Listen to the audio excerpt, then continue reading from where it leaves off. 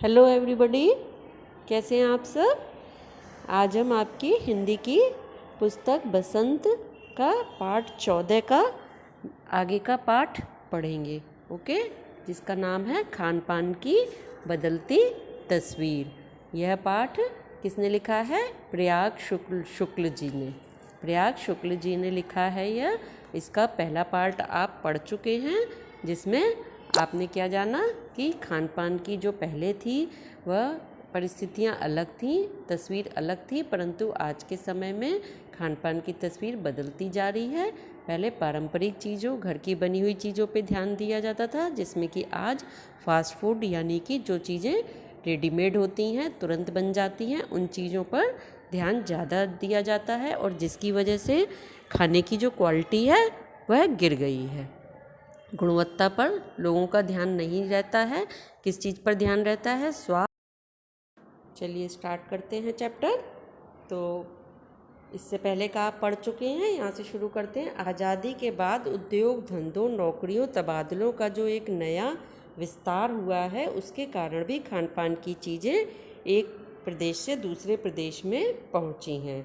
यानी कि आज़ादी के बाद जब हमारा इंडस्ट्रियल एरिया में, नौकरियों में, इन सब चीज़ों में बदलाव आया है, जब विभिन्न प्राइवेट नौकरी हैं या सरकारी नौकरी हैं, इनमें जब तबादले होते हैं, तबादले यानी कि ट्रांसफ़र, तो एक जगह का, एक प्रदेश का इंसान कहाँ पहुँचता है? किसी दूसरे प्रदेश में। इसी तरीके से उद्योग धंधों की उन्नति यानी कि बिजनेस करने के लिए जब कोई इंसान एक प्रदेश से दूसरे प्रदेश में पहुँचता है, तो वह वहाँ की खान पान की चीज़ों को दूसरी जगह लेकर जाता है और दूसरी जगह की खान पान की चीज़ों को स्वयं एडॉप्ट करता है। बड़े शहरों के मध्यम वर्गीय स्कूलों में जब दोपहर के टिफ़िन के वक्त बच्चों के टिफ़िन के डिब्बे खुलते हैं, तो उनसे विभिन्न प्रदेशों के व्यंजनों की एक खुशबू उठती है। यानी कि जो बड़े शहरों में मिडिल क्लास के स्कूल हैं, वहाँ पर जब बच्चे लंच खोलते हैं, आप लोग भी अपने स्कूल में आते हैं, और जब अपने लंच खोलते हैं तो क्या होता है? हर किसी के लंच में तरह तरह की चीज़ें देखने को मिलती हैं। रहने वाले आप लोग किसी एक शहर के हैं, परंतु सबके टिफ़िन में एक सी चीज़ नहीं होती, सबके टिफ़िन में अलग अलग तरह की चीज़ें होती हैं, क्योंकि अलग अलग जगह के लोग हर जगह बसते हैं, अलग अलग प्रदेश के लोग, तो उनका खान पान भी आजकल मिला जुला है। या जैसे कि यूपी में रहने वाले लोग हैं, तो वो भी बाहर के, साउथ के या किसी भी और भी राज्यों के खान पान को एडॉप्ट कर रहे हैं। तो इससे सभी खान पान की चीज़ों का मिला जुला रूप हमें देखने को मिलता है।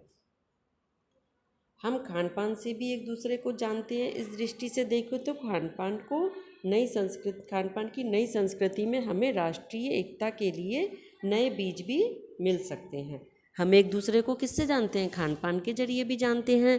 यहाँ ये इस प्रदेश के हैं, इनका ये खान पान है, तो इस हिसाब से अगर हम देखें तो खान पान की जो ये नई संस्कृति है, उससे हम राष्ट्रीय एकता के लिए नए बीज मिल सकते हैं। यानी कि इससे हम सब एक दूसरे के पास आ सकते हैं, ये भेदभाव की भावना ख़त्म हो सकती है, और हम सब ये समझ सकते हैं कि कोई भी अलग अलग राज्य, अलग अलग संस्कृति के लोग अलग अलग ना होकर एक ही हैं। बीज भली भांति तभी अंकुरित होंगे जब हम खान पान से जुड़ी हुई दूसरी चीज़ों की ओर भी ध्यान देंगे। मसलन हम उस बोली बानी, भाषा, भूषा आदि को भी किसी न किसी रूप में ज़्यादा जानेंगे, जो किसी खान पान विशेष से जुड़ी हुई है। मतलब कि ये जो एकता के बीज हमें खान पान से मिल रहे हैं, ये बीज तभी अंकुरित होंगे, कहने का मतलब है यह एकता की भावना तभी ज़्यादा पनपेगी हमारे दिलों में, जबकि हम इससे जुड़ी हुई दूसरी चीज़ों की ओर ध्यान देंगे, जैसे कि दूसरे प्रदेशों की पहनावा, बोली, इन सब चीज़ों को भी हम एडॉप्ट करेंगे, उनको भी हम सीखेंगे, जानेंगे उनको भी, तभी हम दूसरे प्रदेशों की संस्कृति को भी अपना पाएंगे। ओके, आगे बढ़ें। इसी के साथ ध्यान देने योग्य बात यह है कि व्यंजनों का, स्थानीय व्यंजनों का पुनरुद्धार भी जरूरी है, जिन्हें अब एथनिक कहकर पुकारने का चलन बढ़ा है। इसके साथ ही स्थानीय व्यंजनों, जो कि हमारे शहर में व्यंजन प्रसिद्ध हैं, हमारे प्रदेश में जो व्यंजन प्रसिद्ध हैं, उनका पुनरुद्धार कहते हैं कि उनको मतलब किसी और नए रूप में लेकर आना। जो पारंपरिक चलन है वो तो है ही है, उसके साथ साथ उनका पुनरुद्धार, उनमें कुछ ना कुछ इनोवेशन होता रहे। तो कुछ ना कुछ इनोवेशन होने से अब क्या है कि जिन्हें अब एथनिक कहकर पुकारा जाता है, जो आज की जो पुरानी संस्कृति के जैसे समोसा, कचौड़ी या जो भी पारंपरिक चीज़ें हैं, गुजिया इत्यादि, उन्हीं में ही कुछ इनोवेशन करने के बाद उनको क्या पुकारा जाता है, एथनिक, यानी कि कुछ नया स्टाइल उसका आ गया। ऐसे स्थानीय व्यंजन केवल 5 सितारा होटल के प्रचारार्थ नहीं छोड़ दिए जाने चाहिए। क्या मतलब हुआ इसका कि जैसे कि स्थानीय व्यंजन जो ये पुराने व्यंजन हैं, इनको केवल 5 स्टार होटल के ही एडवर्टाइजमेंट के लिए नहीं छोड़ देना चाहिए कि इस 5 स्टार होटल में यह एथनिक चीज़ मिलती है, उस होटल में 5 स्टार होटल में ये दूसरी एथनिक चीज़ मिलती है। क्योंकि 5 स्टार होटल में क्या है, बहुत कम जनसंख्या ही जा पाती है। अधिकतर जनसंख्या कहाँ से खाने पीने का सामान लेती है, नॉर्मल मार्केट से, जो बाज़ार में दुकानें होती हैं उनसे लेती है। तो 5 सितारा होटल में कभी कभार ही मिलते रहे, पर घरों बाज़ारों से गायब हो जाएं तो यह एक दुर्भाग्य होगा। यानी कि 5 स्टार होटल में तो यह नए इनोवेशन के साथ मिलते रहें, वहाँ तो कोई कभी कभी ही लेगा, परंतु अगर यह घरों से जो हमारी पुरानी चीज़ें हैं वह घरों से और बाज़ारों से अगर गायब हो जाती हैं तो ये हमारे लिए क्या है, दुर्भाग्य होगा। क्योंकि उन चीज़ों को हम एक तरह से भूल ही जाएंगे, वो चीज़ें हमारी संस्कृति से गायब ही हो जाएंगी जो पुरानी चीज़ें थी। अच्छी तरह बनाई पकाई गई पूड़ियाँ, कचौड़ियाँ, जलेबियाँ भी अब बाज़ारों से गायब हो रही हैं।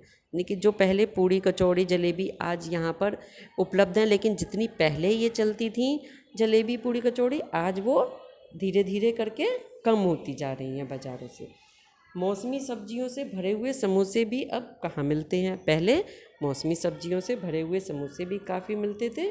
उत्तर भारत में उपलब्ध व्यंजनों की भी दुर्गति हो रही है। उत्तर भारत में जितने खान पान के लोग शौकीन और जितने भी व्यंजन यहाँ के प्रसिद्ध थे, उन सभी की आज क्या है, एक तरह से दुर्गति हो रही है। यानी कि अब उन चीज़ों को उतना महत्व नहीं दिया जाता है जितना पहले दिया जाता था।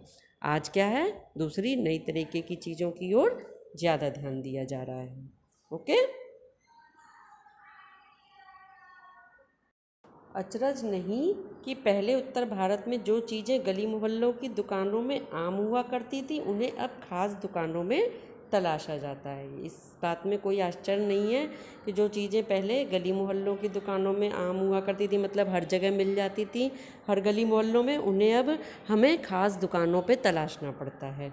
यह भी एक कड़वा सच है कि कई स्थानीय व्यंजनों को हमने तथाकथित आधुनिकता के चलते छोड़ दिया है और पश्चिम की नकल में बहुत सी ऐसी चीज़ें अपना ली हैं जो स्वाद, स्वास्थ्य और सरसता के मामले में हमारे बहुत अनुकूल नहीं हैं। तो यह बात बिल्कुल सच है, ये एक कड़वाई सच है, जिसमें कि है कि स्थानीय व्यंजनों की बहुत सी चीज़ों को तो हमने आधुनिकता के चलते कि नहीं ऑयली नहीं खाना है, इसलिए हमें कचौड़ी नहीं खानी, या समोसा, या और भी बहुत सी चीज़ों के लिए कि ये चीज़ें आधुनिकता के चलते हमने छोड़ दिया है इसको।